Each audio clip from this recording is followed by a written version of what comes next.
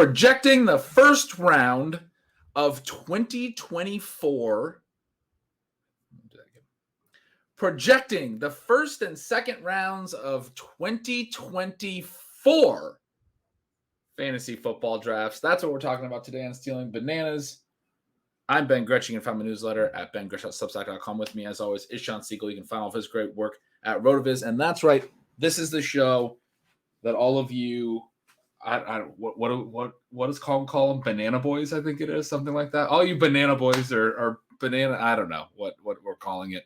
I'm sure there's some banana girls out there too. But all of you fans out there have been asking about the show where we break down the 2024 redraft first and second rounds. So to be clear, we are not projecting what's happening in these next few months. We are projecting what's going to happen a year from now, the market sentiment going into next football season. Perfect exercise a couple weeks before the 2023 season starts, right? For anyone who hasn't followed along with this show in the past, it's been a blast. The first year we did it, when we looked back in season and then in the off season, we were pretty accurate, not just in terms of what was going to happen going into the next year, but the ways that impacted the storylines that have evolved in season. And what's so fun about this exercise is it forces us to think through not week one, like all the projections and all the things that we're talking about now. It's what's going to happen by week 17. How are people going to feel about these players going into next offseason and into next year?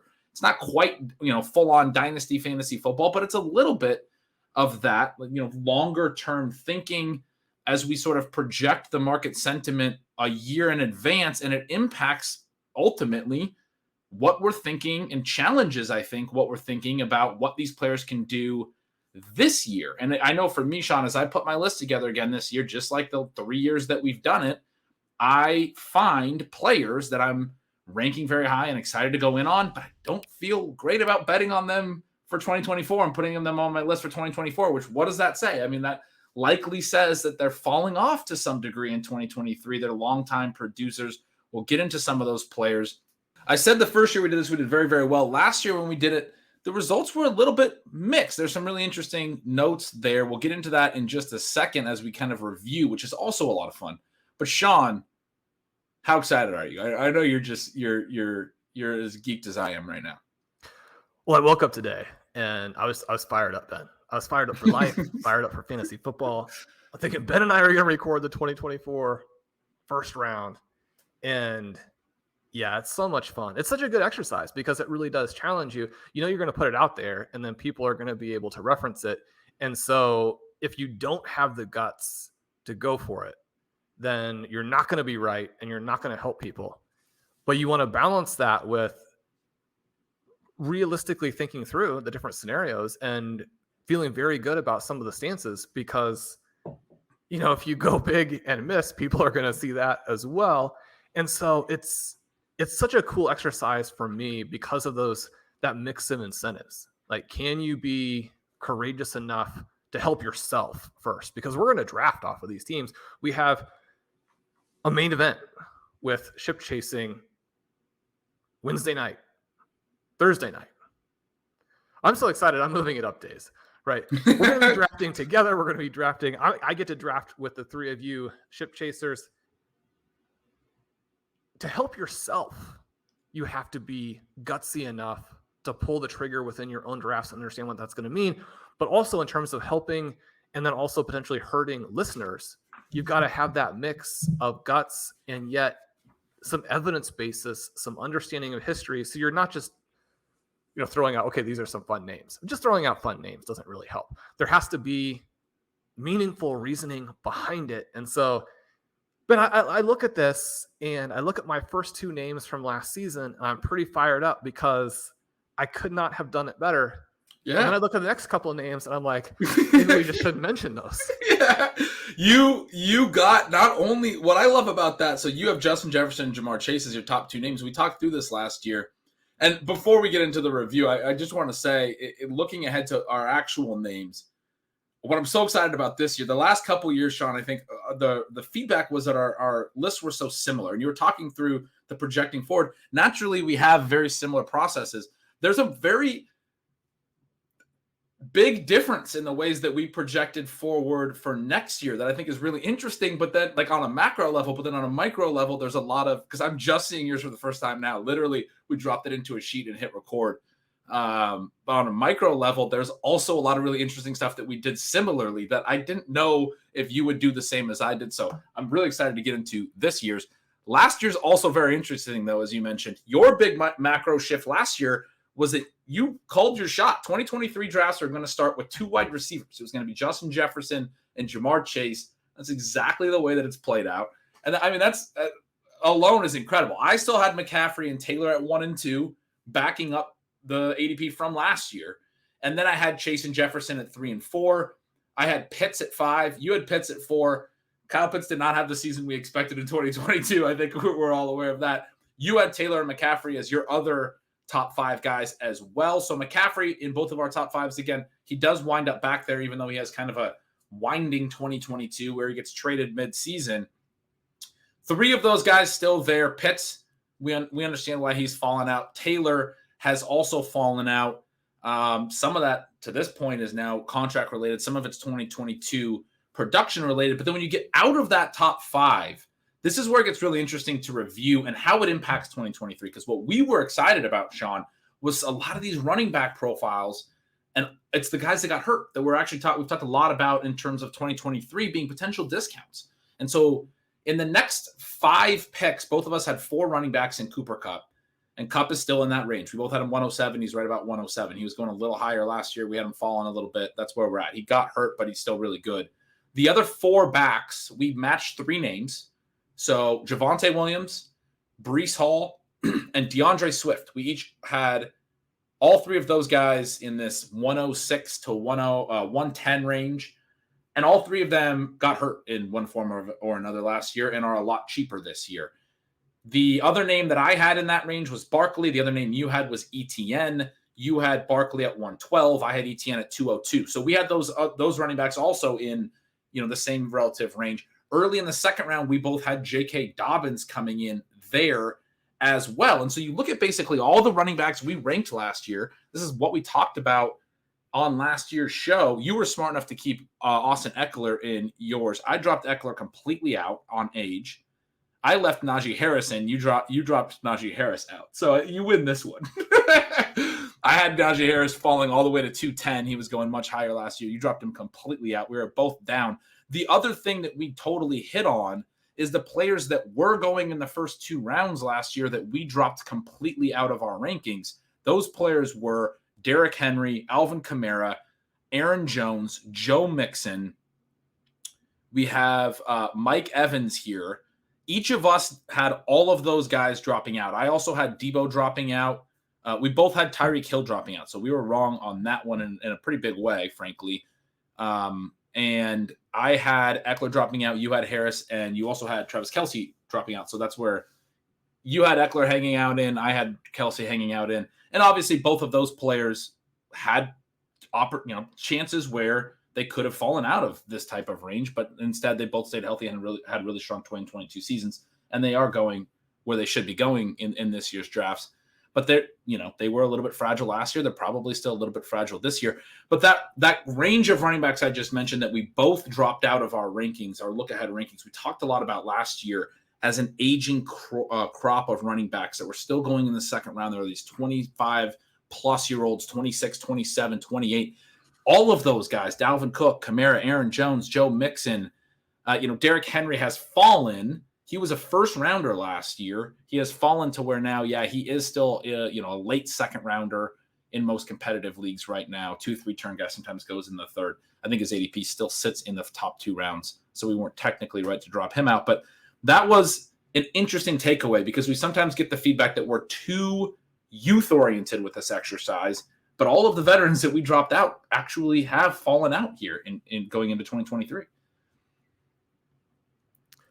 Yeah, and I think that when you look at that, it gives you a lot of information for what you might want to do this season. Because in many cases, it wasn't just that these guys dropped out, but that they absolutely cratered. And so you can use this exercise to help yourself with your own comfort level and your own risk profile when you're drafting. You don't have to be as aggressive as we are. And certainly we're not saying that the people we're projecting into rounds 1 and 2 that you should draft at that point for this year. You're drafting them around ADP, but making sure that you prioritize some of those guys. But you definitely want to be aware of the biggest landmines, because those guys are going to just have very asymmetrical outcomes when you're thinking about how much they can likely help you even if they do what you're thinking, versus how much they can hurt you when you are wrong. And so I love some of the names there. Some of the names in the second round that I feel pretty good about for us. Jalen Waddle, I mean, he's going in the second round. That's, I think, a hit. We have A.J. Brown. We have T. Higgins.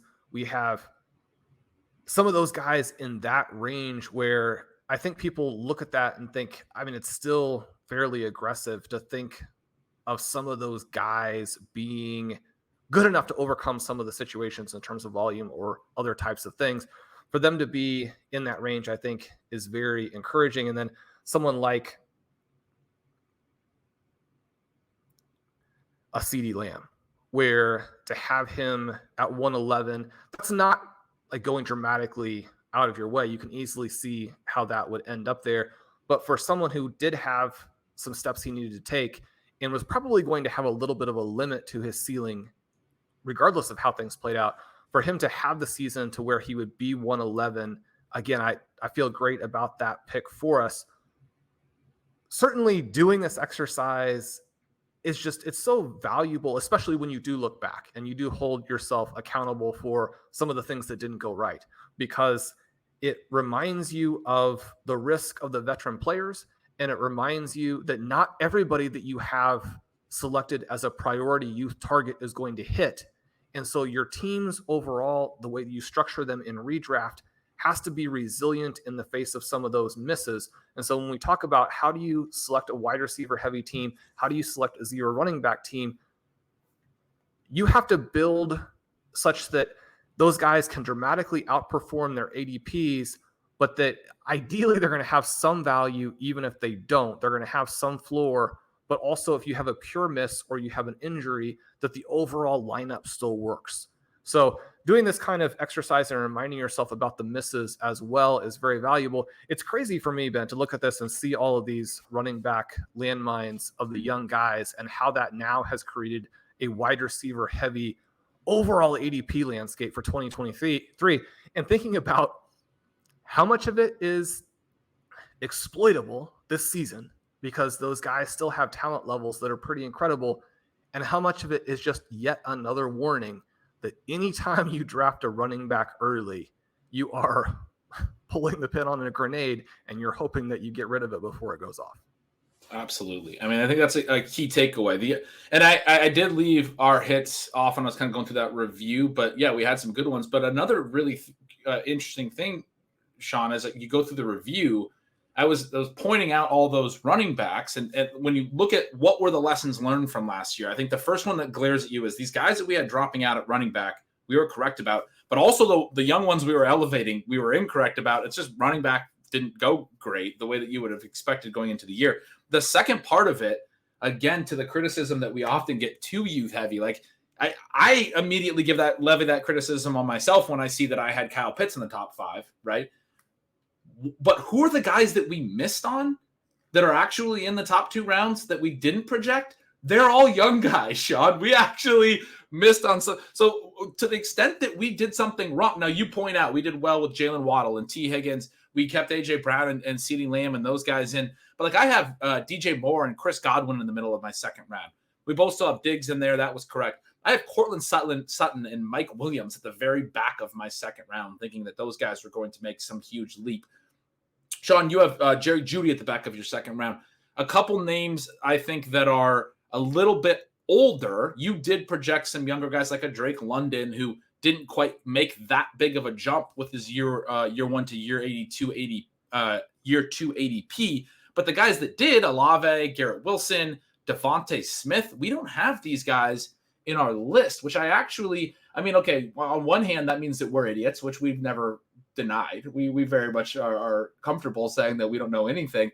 But on the other hand, it does, I think, validate the process and the thought of we're trying to actually load up these young players that could be first rounders next year. All of those players are guys you wanted last year. Oh, sorry. The other one is Amon-Ra St. Brown. Neither of us projected it either. So Garrett Wilson, Amon-Ra St. Brown, Chris Olave, Devonta Smith, all guys that are going in this year's second round that were young players making that step forward that you really would have liked to have drafted last year. Like I said, we did hit on a Waddle. We did hit on a couple guys of that type, but you have a Debo as well in your second round. I see like a Debo and a DJ Moore and a Chris Godwin here, and I go, why weren't we stacking more young players into our process last year? I feel like we were pulling some punches. Well, for me, there are some differences between the guys who are just clear-cut stars, and I would still consider Debo to be very obviously in that range. And you are going to lose some of those guys by a round or two, in part because people are going to go young. The next breakout stars are going to push them down a little bit. And then contrast that to guys who are merely good. And that's one of the things that I think is a little bit odd for me. And I have to completely admit being wrong on where Amari Cooper's range of outcomes would end up putting him last season. But one of the things that you see right now in rounds 3 through 5 is a lot of receivers who are being drafted at their ceilings so that the manager can get the kind of a floor piece into their roster. I don't think that makes any sense because you have huge risk of taking a guy who's going to plummet 5, 6, 7 rounds, and you have basically no chance of that player elevating. If you're drafting a player with the potential to lose a lot of rounds and no potential to rise, then you have to have a lot of hits in addition to those pieces in your roster. And one of the things we know about the future is just that ADP, people talk about how ADP keeps getting tighter and tighter and you can't beat it. And it's based on these fantastic projections. So in fantasy football, that's both true and then also somewhat useless to you in that ADP is still wildly inaccurate, as are projections, as are expert ranks. And so you have to think about not just what the projection is, what the ADP is, but how you're going to be able to seed your team with guys who would outperform. And one of the things that you can do is hit on players who probably have that talent thesis. Now, those guys can miss too. I mean, one of the things when I look at my list here, and I have both Pitts and London in there, and then I pulled up your stealing signals tool, and you have 30% targets per route for Pitts, 29% targets per route for London, 0.84 weighted for Pitts, 0.74 weighted for London.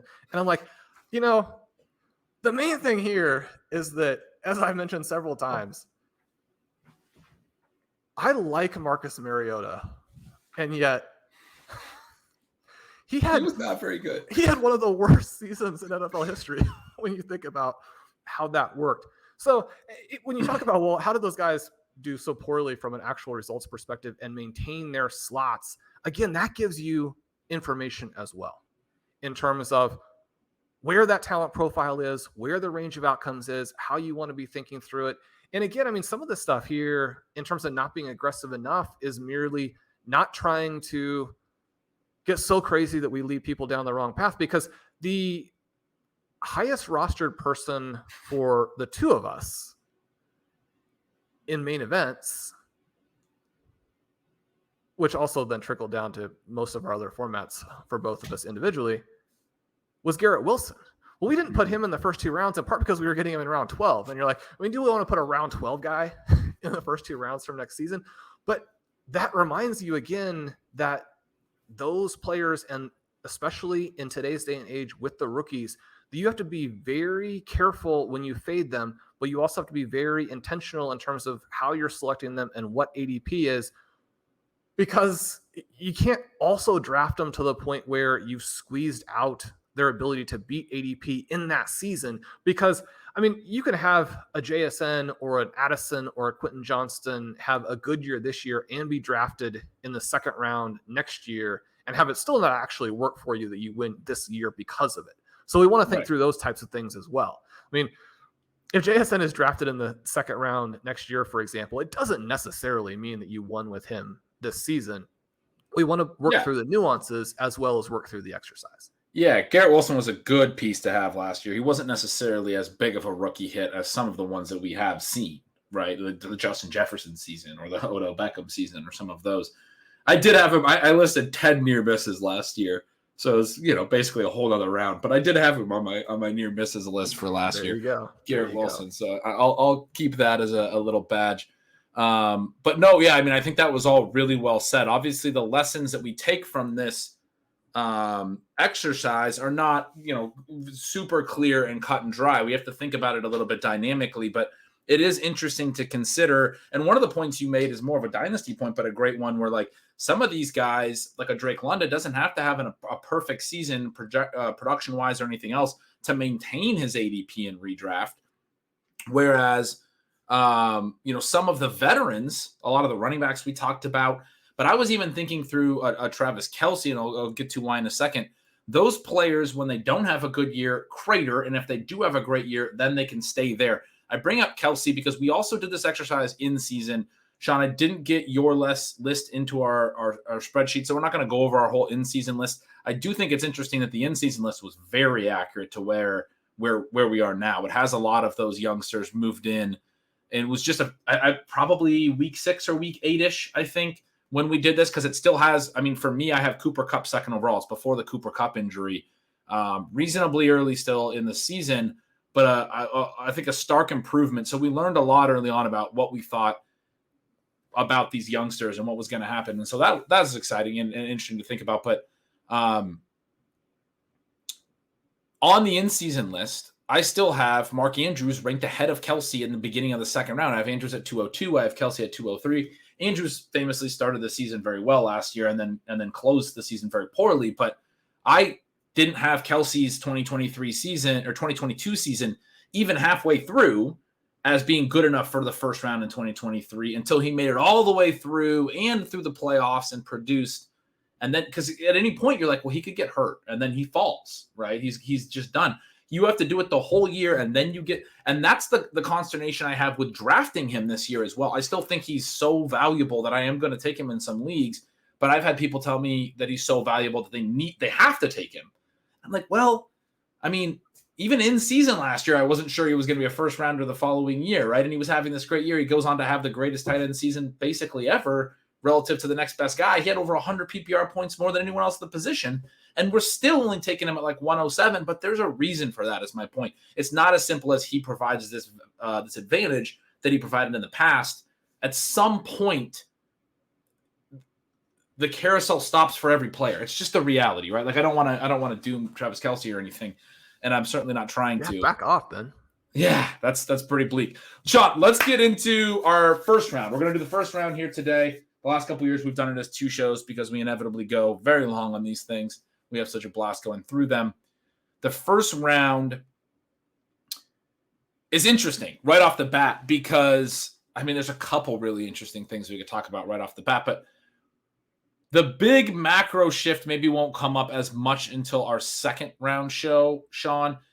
To start off the first round, I'm trying to figure out what we have similar enough as a place to start. So I have Justin Jefferson 101. You have him 102. You have Jamar Chase moving ahead of Jefferson to the 101. I have Chase falling back to the 104. So we still have both those guys in the top 4. That's all we have matched in the top 4. We have some other stuff matched throughout the first round, but not a ton. So why is it that you think Chase could go ahead of Jefferson next year? Well, one of the things that I thought was interesting is that last year, drafters were concerned about Chase's ADP.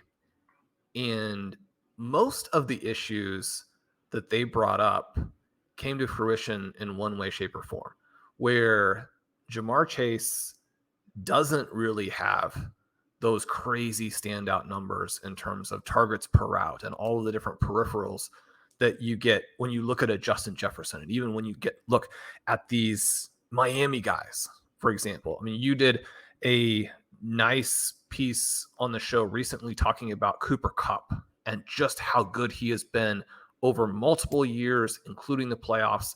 and the crazy numbers that you're getting there.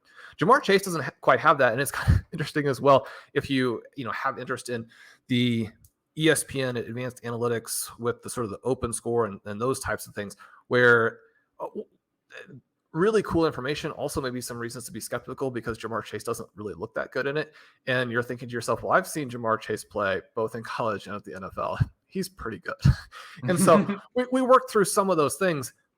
I think that the thing that jumps out to me is that Jamar Chase actually has a lot of room to outperform what he's done in the past.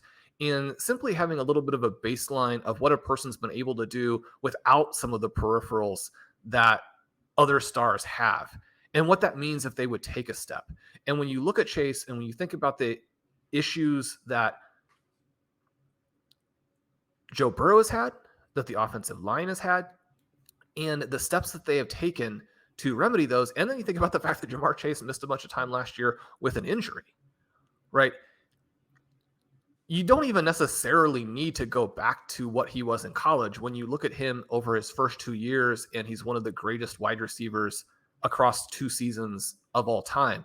But we can add that third year in as well, where from a very long distance view, our questions about Chase as a talent are basically zero. I mean, this guy is the perfect superstar who gets open at will, who has this ability to get vertical, get behind the defense, who runs after the catch at all depths, and is in an offense that's going to be dynamic, and he's locked into one of these young QBs where their ability to take steps together as an offense takes steps, as a young head coach takes steps, as an overall team takes steps to accomplish their goal, which is to triumph over the Kansas City Chiefs, to become the clear-cut best team in football and displace the current champions. Obviously, there's a lot of trash talking back and forth, even on a team level there. Chase can do that at the same time that some of the other guys deal with slight challenges to their role and their peripherals. And if he does, then I think we could be looking at him next season as like the guy and a full tier break down to the next person. Now, having said that, partly the reason that I ranked Jamar Chase number 1 was for fun, because Justin Jefferson looks like a demigod. And if you're saying, I mean, I've argued that one of the reasons why I'm a little concerned with Jordan Addison's price, even though I love him, and Addison looked fantastic in there, like that little bit of action in the preseason. You watch him and you're like, okay, any concerns that people had that the yards per route numbers in college were actually not as good as the overall volume, and that he's actually not that fast, and that some of the things won't translate. And then you watch him silky smooth, playing out there in a preseason game, sure. But you're like, okay, well, I think those massive numbers at Pittsburgh are probably a pretty good indicator. But still, I mean, you're talking about Justin Jefferson. Are you going to be able to demand the amount of volume with Justin Jefferson and TJ Hawkinson to make Addison work? So, I mean, I think that he's the guy who probably gets squashed. And yet, when we think about all of the different ways that these could play out, we think about all the different scenarios and we try to price them, maybe Chase separates and Jefferson comes back to the pack a little bit. Yeah, I think that's a really interesting take. I have to ask you the obvious follow-up, because there's listeners that have the 101 in their home leagues that are going to hate me if I don't. Are you saying then that you would take Chase ahead of Jefferson? Because you just outlined a larger dynamic where Chase could have the type of season. And as we were just talking about, these rankings don't necessarily mean that they were the best player for this year for your fantasy team. You outlined a larger dynamic on the perception of Chase, the fact that he's going 102 this year, even though he was hurt last year. I mean, I think all of that was a really great point. Like, the market loves him. We have no questions about how good of a player he is. He could have an incredible year and become the 101 next year, but it doesn't necessarily mean he even has to outscore Justin Jefferson for sure. Would you take Chase over Jefferson? No, but I think it's close to being a toss-up. And I think that the main reason... thought about it. Yeah, I mean, the main reason that you take Justin Jefferson is that, I mean, if you just have one league, I mean, it really is almost a coin flip. If you're playing in 3 or 4 and you don't know your draft slots, you're thinking, well, what if I get the 102 on my next one? I would really kick myself if I didn't take Justin Jefferson and have both of those shots. So again, when we talk about redraft, it's not the same thing as building this massive portfolio. I do still barely lean Justin Jefferson, but I would say that if we're in a similar discussion next year and Addison looks good, then I think you probably do make that tiny little tilt to Chase for QB, if nothing else, because we do still have some quarterback differences that haven't been a huge issue so far, but could manifest in guys going slightly separate ways as we move into the future. And we had the Bengals go second highest in the NFL in pass rate over expected last year, finally take that big step forward, actually move ahead of the Bills and almost catch the Chiefs in that stat and be willing to go throw aggressively with intent with the best of the AFC. The Vikings have a lot of team level, volume, exciting things too, but some of those could regress a little bit, honestly, in 2022. So we could be looking at Chase's situation with Burrow and their willingness to throw as the ways that, Mahomes is willing to throw and Josh Allen is willing to throw. And that could just be the way that the Bengals are viewed. And that could be really exciting. So I moved Chase back to 4. The reason I did that is because in my rankings, I'm projecting a bit of a swing back next year, which is something we have talked about on the show, where people don't like to not take running backs, Sean. There's no good running backs this year. People don't like to not be able to take them.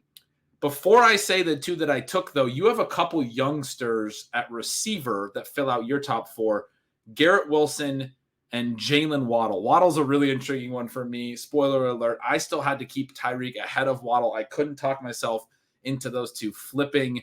Sean, you have Waddle taking the lead spot from Tyreek Hill. Now, another spoiler alert, you still have Tyreek Hill in these rankings. We ranked them both. But you have Waddle at 104. You have Garrett Wilson at 103. For me, Wilson comes in at 106. Waddle comes in the second round at 205. But those are really interesting, aggressive rankings, but players that I think we've talked about a lot that you really love. But behind them is where your first running back comes in. You have Breece Hall at 105. 2 spots later at 107, you have Bijan Robinson. This was one of the first things that I was referring to when I said there were some things I didn't know if you'd do them the same way. I ranked Breece Hall as my RB1 at 102, and I ranked him over Bijan Robinson as my RB2 at 103. So we have the same top 2 running backs. We also both took Hall to go ahead of Bijan, and Bijan is going in the late first. Breece Hall now is falling to the late third. And one of the things that I'm starting to really contemplate is this fact that if I can get Breece Hall at the late third, then I don't really need to take Bijan in the late first. I don't know if I love that necessarily. I just ranked him to be the 3rd overall pick next season. But the idea that you could build receiver, and still get a Breece Hall in the 3rd round is kind of intriguing. But yeah, I find that interesting, Sean, that we both landed on Breece and then Bijan and in that order. And I think that Hall has multiple ways to get this done, because he can come out and be healthier than people expect. And just that is going to rectify basically all of the damage that's been done by the injury. He could also have a slow first half and absolutely erupt in the second half, and then especially in the fantasy playoffs. You think about one of the reasons that running backs have always been foundation pieces, have always been chased. One of the reasons why, even very recently, people not only didn't believe in zero RB, but thought it was ludicrous, right? Ludicrous, because you have these star running backs with the ability to go on runs where they have multiple 30-point games in the fantasy playoffs. And if you don't have those guys, how would you possibly ever compete with that?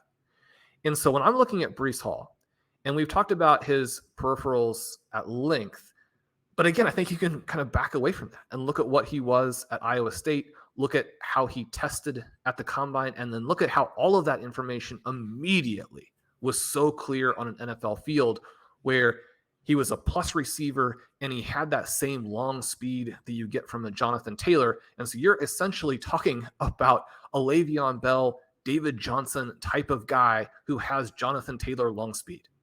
Well, in a functional offense, and we'll see if Aaron Rodgers can manage that, right? But you think about some of the things that Aaron Jones and his understudies did in Green Bay. in the way that it would seem to be fairly favorable for the running back position there, you have a really strong likelihood within the range of it always being unlikely for a guy to go off for multiple 30-point games in the fantasy playoffs. But if anybody is going to do it this season, Hall is far and away the most likely guy because he has the profile that you would need, right? The 3-down ability, the receiving ability, the athleticism.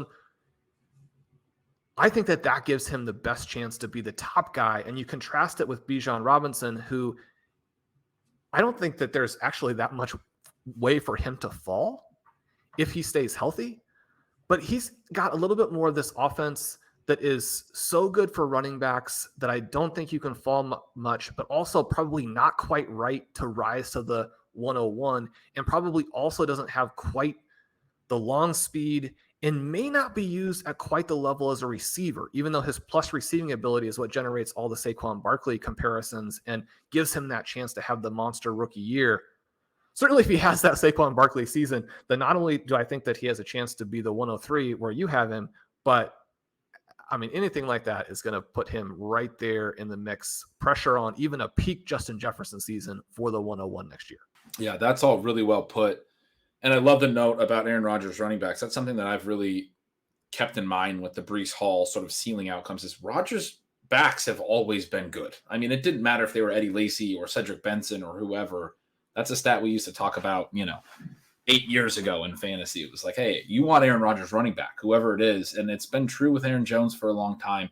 He now has, I mean, the last couple of years, it's been, a couple different backs, but he now has a superstar back there with him again. And if Rodgers can play to a certain level, and certainly if you take the fact that both of us have both Breece and Garrett Wilson in our top sixes, then we are assuming that he kind of can. If he can play to that level, then you'd be expecting him to be playing to that level again in 2024. He's going to be around for a couple more years with the Jets probably.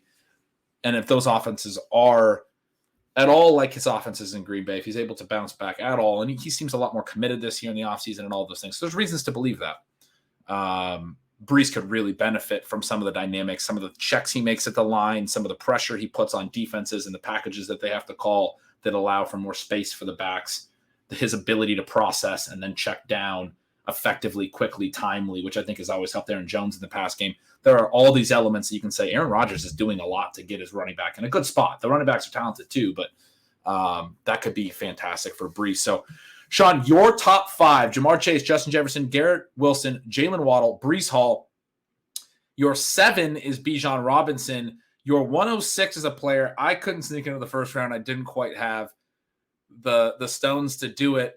My top 6 is Justin Jefferson, Breece Hall, Bijan Robinson, Jamar Chase. I have Garrett Wilson at 6. My 5 is a player you had at 111.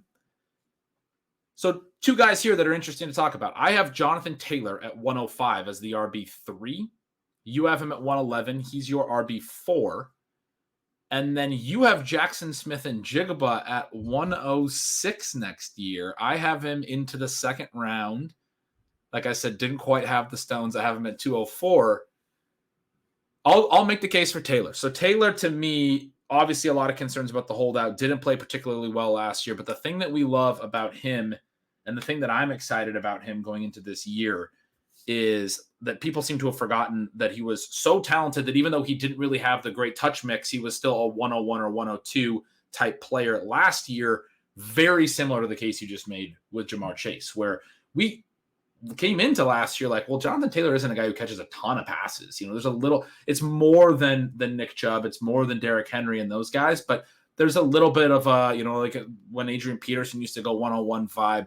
And I know I was making the case, hey, McCaffrey probably should be going ahead of him because of that. It's a little harder to see his statistical upside when you're thinking through that. Having said that, he caught passes decently enough last year again. He has a little bit of an injury-prone year. Now he has this really mobile young quarterback that I think, to the extent that Taylor gets out on the field and plays, is going to affect his rushing efficiency positively in a way that Matt Ryan basically did the exact opposite, because Matt Ryan couldn't throw the ball more than 15 yards downfield. And so defenses were able to really condense the field, which is something we don't see in the NFL as much anymore. But teams were condensing against the Colts. It was not ideal for Jonathan Taylor's rushing. So he has that working for him. But also, if Richardson can't really play, I think we're going to see his pass catching a lot. Because we've talked about this a little bit, but Gardner Minshew is a guy who loves to check down to running backs. And I think suddenly you're going to see, oh, here's another quarterback that's great for his running back. And I think the Colts will actually play pretty well if Gardner Minshew takes over for a stretch because of some of the things that, as far as their personnel, some of the things he does well, I think will work well for Michael Pittman, will work well for Jonathan Taylor, will get the ball into the hands of their actual talent in effective ways. So anyway, I think it doesn't necessarily mean I'm totally sold on Jonathan Taylor for 2023. I'm still a little concerned about some of these, things that have cropped up. I do think eventually a deal gets done. The Colts will want to keep him. They'll see he's talented again. He does enough on the field this year, potentially a ton, but enough that when we go into next year, we have some real highlights and some real reasons to remember that Jonathan Taylor is one of the 5 or 3 best running backs on the planet. Does getting out of that situation and his obvious intent to do that and to perhaps get him into a better situation where, maybe he does have some pass catching upside? I mean, he's never going to be one of these guys who catches a bunch of passes and seems very comfortable like a Le'Veon Bell or a David Johnson, but he's also not, I mean, you mentioned he catches more than Chubb and Henry. I mean, he's not an Adrian Peterson where there was always talk of Adrian Peterson's going to catch the ball. They want to give him the ball in space. He's so athletic, it's going to work. And that just was not a skill that Peterson brought to the table. Taylor is in between. And if you can get him in space, I mean, he's not dysfunctional there. And that gives you a big weapon when you talk about a guy of his size and sub 4.4 speed. I mean, do you think he does escape and get into a situation that he controls a little bit and is a plus offense for him to where, I mean, you could even imagine him being in the mix as the 101? For sure. Yeah. I mean, I absolutely think that. I think that's a great way of putting it as well. I mean, I'm basically saying either of the Colts scenarios, which seem like the most likely scenarios in terms of either of the quarterbacks, his talent is going to shine through. But yeah, I mean, I think basically in any situation, his talent's going to shine through. So those are all favorable situations as well. Shawn, JSN, 106. What are you thinking? What kind of year is he having this year to get to this height? Well, I've written 4,000 words on JSN. I don't want to simply rehash all of that, but I mean, he's good, right? And they can't cover him and can't. You've got these highlights where he's like blinded by the sun and catching passes one-handed where he like never saw the ball in the first place. And you're reminded, I mean, not only does he get open like a Christian McCaffrey or a Cooper Kupp, but got pretty good hands. I mean, all of the people around him always talk about him as the best football player out there and the most intuitive football player out there. He's in a situation similar to the Jamar Chase and CeeDee Lamb deals where you have a guy who's somewhat blocked by good pieces. And I think people forget like just how productive actually Michael Gallup had been the year before they brought CeeDee Lamb in. Certainly with Jamar Chase, you have T. Higgins and Tyler Boyd. I mean, in both of those cases, the superstar makes the third piece so irrelevant that they're barely drafted a couple of years later, right? So we look at that, and I think that he has the kind of season where people are thinking about him as Amon-Ra plus. They're thinking about him as the next Cooper Kupp. I think he has the kind of season that you would need to have where it's a little bit better than what Chris Olave. I mean, maybe Chris Olave, if he stays completely healthy, I mean, that's kind of the upside scenario you're probably going for. A little bit better season than what Garrett Wilson had, in part because, I mean, he's not going to be catching passes from Zach Wilson, right? And so you think about a season that is maybe partway in between Chase, Jefferson, and what we got from the rookies last year, the rookies who really stood out. I think he can do that. And then once he does show it to people that Metcalf and Lockett are not concerns, if anything, it's just great that he has some guys that defenses also have to account for. I think then people are going to be comfortable taking him in the first round. And maybe it doesn't get up to 106. Maybe it's more 1-2 turn. But I mean, I think he has to get hurt to not have the kind of season that really blows people away and, makes them wish they had a lot in 2023. I just decided to look while you were saying that for no particular reason at the offensive rookie of the year odds. He's 14-1. I mean, obviously that's not particularly correlated with the case you just made because the quarterbacks are going to have the better odds. They're 3 of the top 5 guys, and then you also have Bijan and Gibbs higher than him. But makes me want to sprinkle a little bit on JSN to win offensive rookie of the year at 14-1. I think that's at least possible. You'd expect the QBs and the running backs to have the lead, but if he goes out there and just puts up a 1,600-yard season, he's gonna definitely get it. That's a little bit aggressive, but that would be certainly enough to get him that award. So Shawn, you had JSN at 106, you had Bijan at 107, I had Taylor at 105, I had Garrett Wilson at 106. We mentioned that. You had Garrett at 103. My 106 is Amon-Ra St. Brown. That's a guy you had at 109. My 108. 109 and 110 are where are these guys going to fall to, guys, that our listeners are wondering about? It's Christian McCaffrey, Cooper Kupp, and Tyreek Hill. I just did the sort of lame thing and put them back to back to back. Just slid them down a little bit.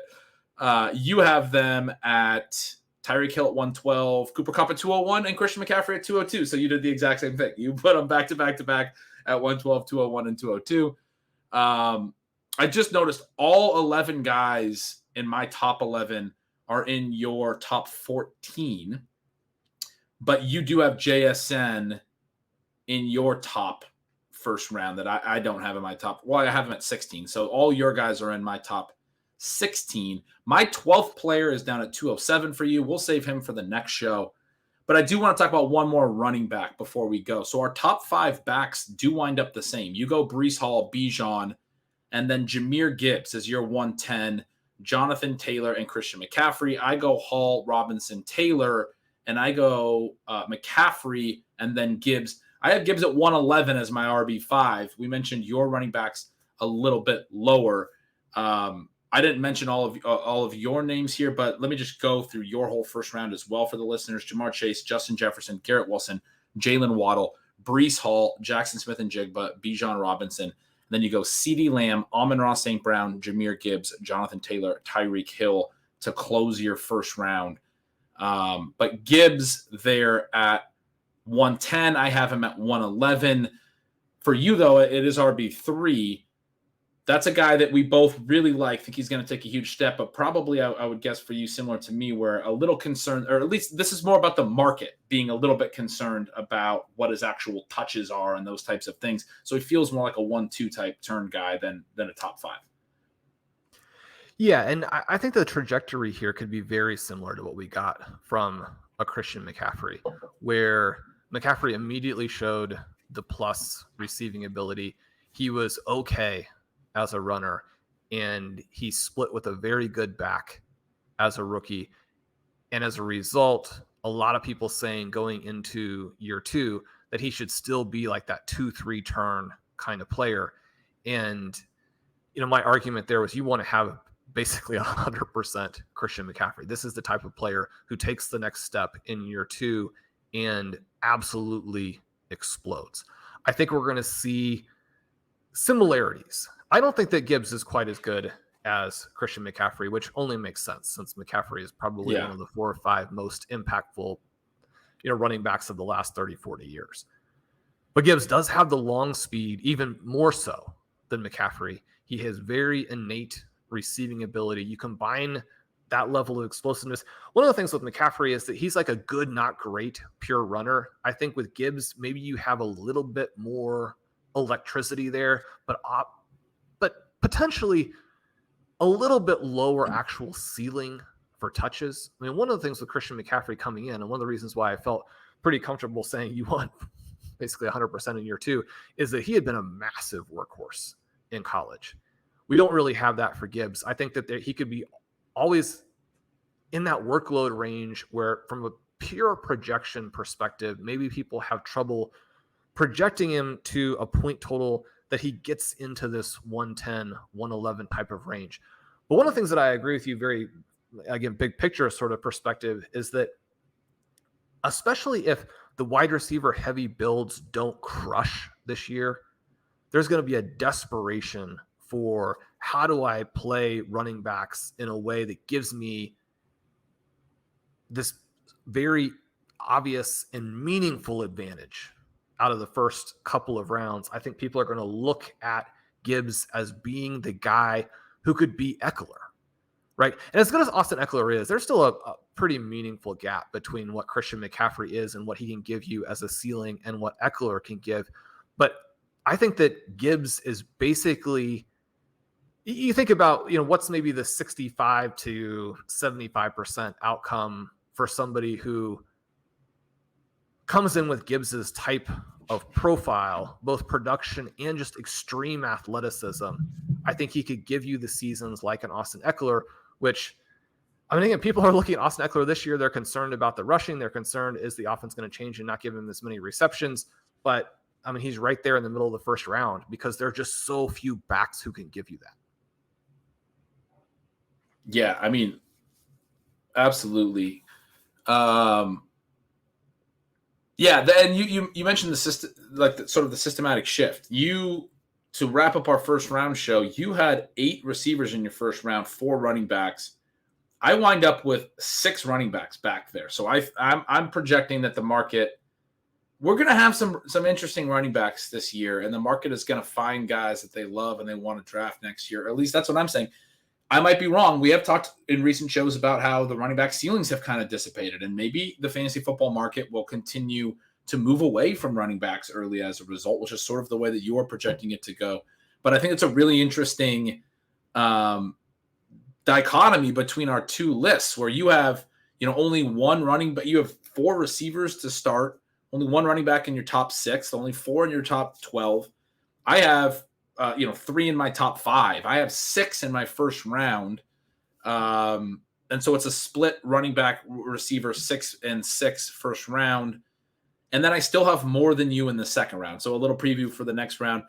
Round 2, as we go through this, is going to be interesting because there's more disagreement in terms of, there's guys that I dropped, didn't make room for that you did. There's guys that you weren't able to make room for that I did. And particularly a little bit of a difference in terms of these positional things. But in round 1, we didn't wind up with a huge set of differences. Neither of us had any tight ends up there. Neither of us had any quarterbacks up there. I think it's really interesting. We both had Brees and Bijan as our RB1s and 2. And then the same top 5 backs in different orders. I go Hall, Robinson, Taylor, McCaffrey, Gibbs. You go Hall, Robinson, Gibbs, Taylor, McCaffrey. Little bit of difference on the young receivers. Both really liked Garrett Wilson and Amon-Ra St. Brown to make a step forward. You have Garrett Wilson at 103 and Amon-Ra at 109. I have them back-to-back at 106 and 107. You have Tyreek Hill and Cooper Kupp at the turn. I have them at the back part of the first round, 109 and 110. And then you do have JSN there at the 106. And CeeDee Lamb. I don't know if I mentioned this yet. You have CeeDee Lamb at the 108 as well. We'll talk about him a little bit more in the next show. I have him at the 201, kind of sticking where he's at right this moment. And Ben, I do want to just mention too how our rankings of Hill, Kupp, and McCaffrey are actually very strong seals of approval for what they're going to accomplish this year. The fact that I have these guys at 12, 13, and 14, you have them higher. We're anticipating great seasons because the ages that they're going to be in 2024, you have to have come off a star year to be considered in that range. You think about what Devontae Adams did last season and where he's being drafted now. There could be, mild differences for those guys in terms of how their offenses are seen versus the situation that we have a little bit with Devontae Adams right now. But it's not something where we're actually selling those 3 players. To have them where we have them is a big vote of confidence. So incredible point. And on Adams, a spoiler, we do not have him in our second round next year either. It was hard for me to keep out a player that talented, but I was thinking about him in terms of a guy like DeAndre Hopkins, who just made that sort of multi-year fall to now he's like a 4th rounder. I think that's where we see probably Adams in 2024. So to your point, these guys falling here first, maybe then following you, even as they're having good seasons, they're going to start to fall. And it's part of the reason neither of us have Travis Kelce in the first round. You will see as well that we both had him in our seconds, which is, again, a stamp of approval to some degree. But I think that's an incredible point and very well said. Shawn, this is a really fun first round. Like I said, the second round, a lot more disagreements. We're also going to go over the honorable mentions. We're going to go over the guys that fell out. So players that are currently going in the first and second round that are not, remember we mentioned from last year, we nailed all of those, right? All the old running backs. So next episode, we'll do some of that stuff that's not in our first 2 rounds, the guys that we had to leave off and the guys that are currently going there that we're kind of calling busts. So this has been so much fun. It'll do it for today's episode. This has been Stealing Bananas. I'm Shawn. With me as always is Ben Gretch. You can follow at Yards Per Gretch. A couple of weekend posts about draft strategy for 2023 over there at Stealing Signals, including and especially for home leagues, which obviously a huge number of listeners are going to be emphasizing. These are the leagues that you want to win. Beat your college friends, beat your workmates. Sign up for Stealing Signals. You can also sign up for Stealing Lions, his betting project with Dalton Cates. We'd love to have you guys over at RotoViz. The coupon code there is RVRadio2023 for a 10% discount at checkout. Join us at Underdog, coupon code RotoViz, 100% match up to $100. And then I've been mentioning that I appreciate so much when people leave ratings and reviews. I'm going to do the same thing I did last year in terms of drafting with a listener or two. It's going to be purely based on reviews for the shows.